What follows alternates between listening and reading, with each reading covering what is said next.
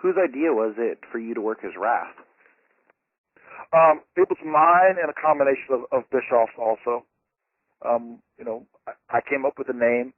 Actually, me and another guy who did a lot of the original design work on some of the different characters. But yeah, it was a combination of me, that guy, and then and Bischoff. All right, Jimmy, go ahead. What are your fondest memories of getting to work as Wrath?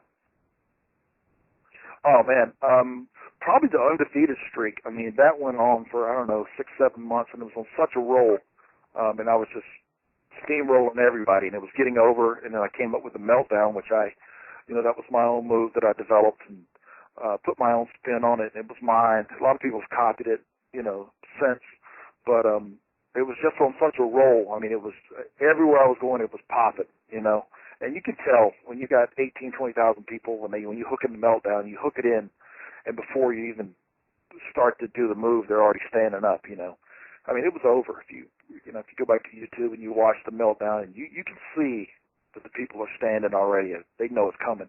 So it was a good feeling. What are your memories of the angle known as Blood Runs Cold involving you, Mortis, Glacier, and Ernest the Cat Miller? I was glad to get out of it. Honestly, yeah, I mean, nothing against any of those guys, but I was, I said they were trying to do a martial arts type thing. It just wasn't really the time for it. So I really wanted to break away from it and do Wrath. If you see the original Wrath in that group, and then Wrath as a single, you'll see how I put my spin on it. It's completely different versus that original Wrath. If you ever see the differences, I just couldn't wait to break away from it and do my own thing. And then because I knew that if I could get away from that and do my own thing, it would work because I could get it over, and I did. So that was the best thing that could have happened to me. What are your memories of the night you tore your ACL against Jerry Flynn? Oh man, not anything really good. I remember we did a show. It's weird how injuries you'll remember them. We did a show in Seattle. I think we did the Monday Nitro in Seattle, and then we flew all the way to Orlando. So that's cross country basically. And then I think as soon as we landed, I think I went and worked out or something. And I was just tired, but I was trying to, stay with the program, stay on my routine. And then for some reason, I don't know, when I came off the top, I was going to close on off the top rope. And for some reason, the left leg was just not in sync with everything else. It was dragging just a little bit.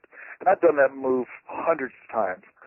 And I landed wrong on it, man. And when I knew when I landed it, I knew it was gone. I mean, it was a complete tear. I went to stand up, and that was it.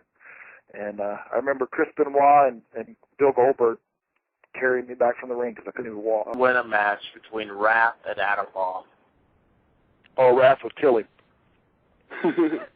Absolutely, not a doubt about it. Adam Bomb wouldn't stand a chance. If you ever get a chance, look at the two. Pull up, there's Wrath versus Renegade. Pull that up and then pull up Adam Bomb versus whoever on YouTube or something. You'll see the difference. What I mean is how athletically I was so much more advanced. The viciousness, the stiffness, everything. I mean, just Wrath was just so much better. One of those things, if I knew what I knew, The thing about Wrath was when you were in WCW, I seem to have seen that you probably had a lot more creative control on your character than, of course, when you're Adam Bomb, and it looked like you were more inclined to do things that lean more toward what you wanted. And it was more me. It was I wasn't being Adam Bomb. It was Wrath, but it was Bryan Clark. It was me. I mean that whole the way I didn't have to fake anything. I didn't have to. I didn't have to really force anything. That was me, and it was very aggressive, and I liked it that way as far as the matches.